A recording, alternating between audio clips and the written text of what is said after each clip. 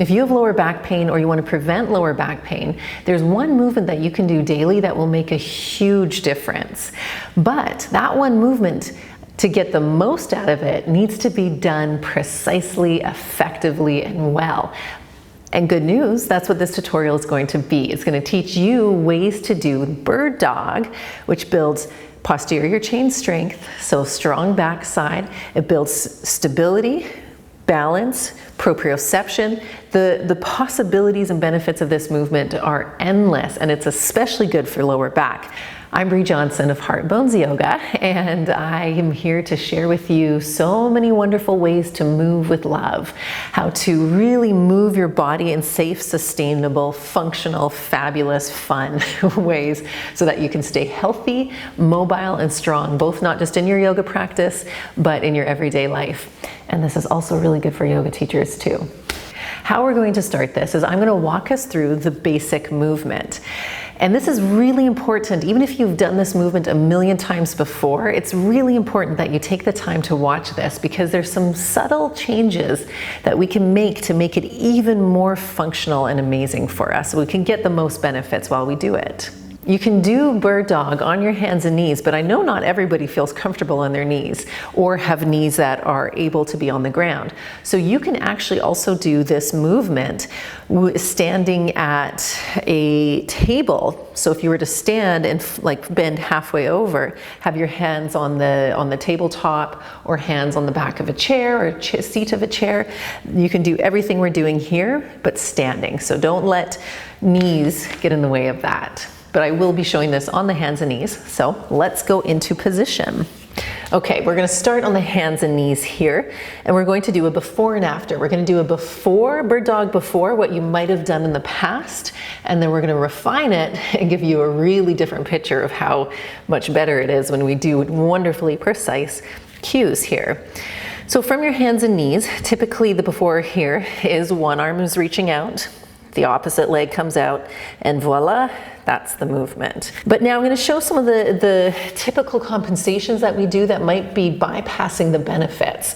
First compensation is when we bring the leg out, many of us will reach the leg as far high as we can, or we get really enthusiastic and we just go, wah, and then the leg ends up reaching.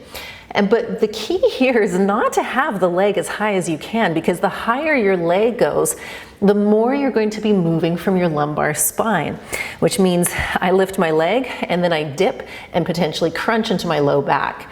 So what we want to be doing is having your leg out just up to pelvis height. One of the biggest benefits, where we will get the most benefits out of this pose, is the stability, is the structural core trunk stability, where you're moving this trunk part of you as little as possible while you're moving your arm and your leg.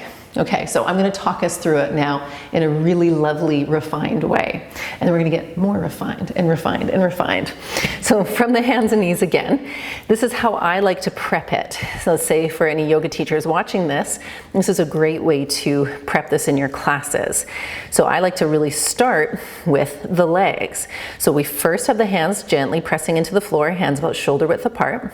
And then reach your right leg back, toes tucked. Bring the knee down, reach your left leg back, toes tucked. And this is where we start. We do this so that we can prep our mind and our body into getting used to reaching our leg back without shifting too much from side to side. Because you're going to notice as you reach one leg back that you might want to do a little lean to the opposite side. So you reach your legs back one at a time without any leaning. Let's do that with the arms first. So I like to not throw the arms and legs in at the same time. Often it's better for our brains to warm into this. So the legs have gone.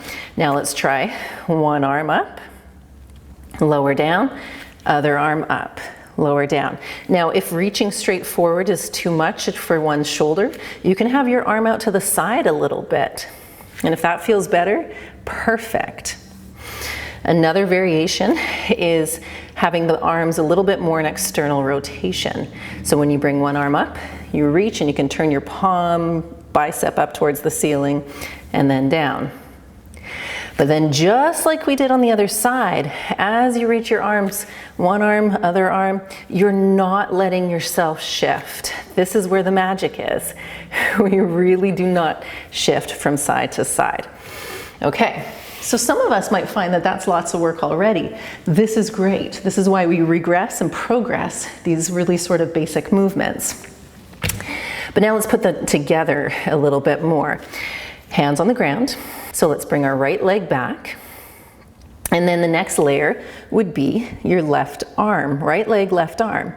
Variation 1. Now this is prepping the brain to get used to the arm and the leg out.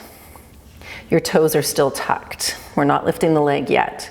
And then you're going to go back and forth, side to side, opposite arm, opposite leg, but with the very little movement.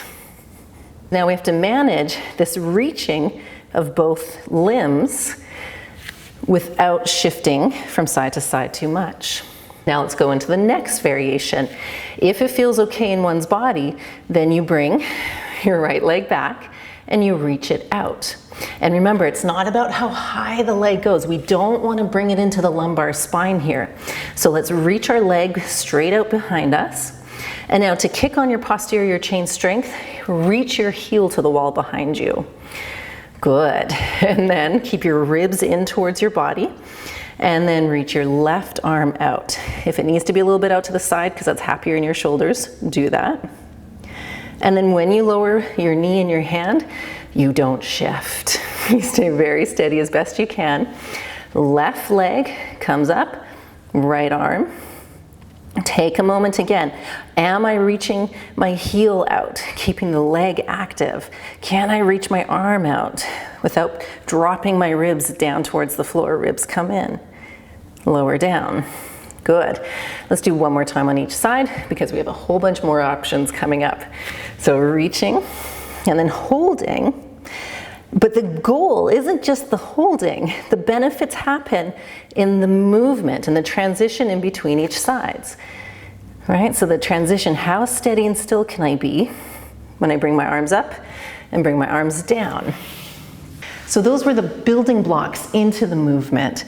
How do you start so that we're really setting up the neural pathways, the movement pathways into the mind and body so that we're doing this with as little movement as possible? So starting with those progressions of the leg, the arm, the toes not up, the toes up when you're ready. And then now we're going to add in some helpful props as biofeedback. We're going to use a strap and we're going to use a yoga block, or even if you don't have a yoga block, a pillow or a book, something in that shape to help really narrow down and really work on that beautiful stability, which then helps your lower back. Voila. Now, if you don't have a yoga strap, you can go grab a scarf or a belt, whatever you have lying around the house. And we're going to take the strap around your shoulders like this. So right at the shoulder blades underneath your armpits. And this is such a lovely tool to really kick things into gear. Just when you thought you were being stable, now you're going to use this. So the key is the hands. I've got my hands at the bottom of my strap to pin the strap into place. The strap is tight and taut so that when I gently widen my shoulder blades and lift my spine and shoulder blades into the strap, there's a sense of resistance. That strap has really got a good stretch going on here. Now you're going to maintain that work. So keep that width between the shoulder blades. Feel your ribs slide up and towards your body. Your pelvis stays still and strong. And then we're going to reach the right leg out. And then we're going to add a little bit more. You can add in the knee coming in, the leg coming out. When you bring your knee in, it's not tucking your tailbone and rounding your lower back. Your pelvis stays exactly as it is. You're going to feel that you're going to want to wobble and lean to the left side. Resist that feeling. And then let's switch legs. Keep that feeling of reaching your back into the strap. This acts as a little bit of a seatbelt here. Training your mind and your body as we do the other leg to be still in the trunk so that the leg gets to get all the fun movement not your pelvis, not your shoulders. Beautiful. So if you're a yoga teacher teaching some of these bird dog variations in a class and you're having people have a hard time doing it, this is where the props come in, and it's so helpful. So you can play with that, do it for longer. Now though, the next variation is, okay, we've got a sense of what it feels like to have my shoulders, upper body stable. Now, the hardest part for a lot of us is to know truly, is my pelvis still, or am I still moving it and tucking it and shifting from side to side? Well, the block, a cushion, the pillow, book, whatever you got, works great on the back. So you're gonna balance it on your pelvis here. So pelvis, low back, sacrum area. And a lighter block makes it challenging to feel, so if you do have a wooden block or a cork block, that's great. This is also why a book is wonderful as well.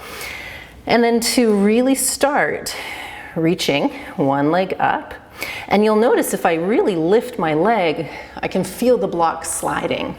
So I'm only gonna lift my leg as far as I can feel that block staying still. So switching, reaching. There will be a natural little bit of movement of your block. Don't aim for perfection here, especially, you know, glute muscles or butt muscles are big. They're strong in a lot of us. And they're gonna, by activating here, the block will move a bit. So really think about that block as an anchor point, as a reminder to keep your pelvis still. Now, of course, you can add on to the arms. So you can continue that movement, one leg, opposite arm. I like to even add in a little bit of this. Really notice that the less I move my torso, the better and harder this work is. So that's using props for biofeedback. That's using props to really give yourself, your proprioception, a sense of, oh, there I am in space. Ooh, okay, I was moving more than I thought I was until I had those props there to tell me I should be a little more still. So they're a beautiful tool, but now let's say you're comfortable with this, you feel like you're pretty strong, and you want a little bit more challenge. Well, that's easy, my friends. Your next challenge here, you can roll up your yoga mat. You can also grab a yoga bolster. Again, roll up your yoga mat, pillows, a sleeping bag, whatever you have around that's a soft, firm-ish surface. Even for extra fun, you could also even use a foam roller. And what you'll do is then balance your shins as best you can. Of course, everything's going to be a different size here, but you'll balance your shins on the softer surface. Your feet will be off, or you can have your toes as just a little bit of a kickstand here. And then you'll do the same movement. But just when you thought, maybe you were doing, again, you're doing those other variations and you're like easy peasy, but now you have an unstable surface to play with. And then that's so good for your brain, your body. If you really want to continue to have fun with this, you can come back into the block. You can do this and keep that block balancing. And all those little micro adjustments that you do here to stay still, steady, and balanced give you so much great work. This is stability work. It's so important for your brain health and your spinal health as well. Okay, so there's that. You can, like I said, you can try it on a foam roller. You can try it on a foam roller. You can use soft pillows, but maybe you don't have any of those props. Well, then I've got another version for you. So our last variation here to make it challenging is a good one. So what you're gonna do is tuck your toes underneath, hover your knees. Now there's fun things. So you can actually just go, so if we do this, where I'm just lifting one foot, lifting the other foot, that's great, because when I lift, I want to dip my pelvis and I have to work really hard to keep my pelvis still. So that's variation one. But maybe you want to challenge yourself a little bit more. So variation number two is, okay, I'm going to reach one leg out and then down. And you might find, oh, I kind of just want to lift my hips. Do not do that. So we stay steady, strong, and reach, okay? It's good, but maybe you need a little more challenge than that. So variation number 3 here, I think you probably know where we're going, is bringing one leg out, other arm. We'll see how well I do it. Leg out, other arm. Let's try one more time. Good. That last version is a killer in such a good way. I don't recommend just jumping into that, because the important thing with bird dog here, my friends, is the basics, the foundational movement. You've heard me say it so many times in this lesson, so say it with me. What do we need? Stability. Stability so that we can reach our limbs and have that beautiful balance. The benefits are great. And if you do any of those versions a couple times a day, meaning that you do it once a day, but spending maybe 5 minutes doing any of those versions a couple different times, more frequently, it makes such a big difference. It's such a beautiful foundational movement that of course it helps your lower back, but it actually helps virtually your whole body. So I hope this helped you feel more confident in, if you're a yoga teacher, and how you teach these variations and these poses. And if you're not a yoga teacher and you just have a back that you want to help feel good, I hope you feel more empowered to do this. Honestly, it doesn't take much. This is a big one. I highly recommend. So if you have questions about it, leave it in the comments. Stay tuned for more videos. Go binge all the rest of the video tutorials that I have, and we'll see you again. Thank you for being here with me.